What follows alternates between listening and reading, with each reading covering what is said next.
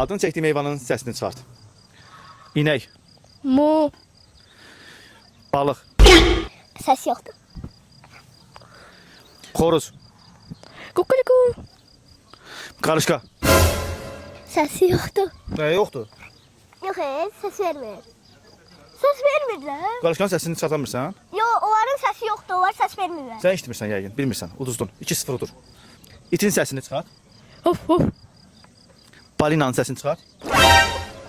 Uduzdun. 3-0. Ayağın qalib gəldi. Təbrik edirəm səni, Ayağın. Çox sağ olun. Olduğuma görə çox şadam.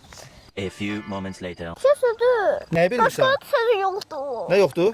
Qarışqanın. Qarışqanın səsini sən eşitməmisən də bəlkə də. Hədə, qarışqanın mən niyə deyirsən? Çizildirdi onu. Ben bir sene başa saldım ki bu oyundu.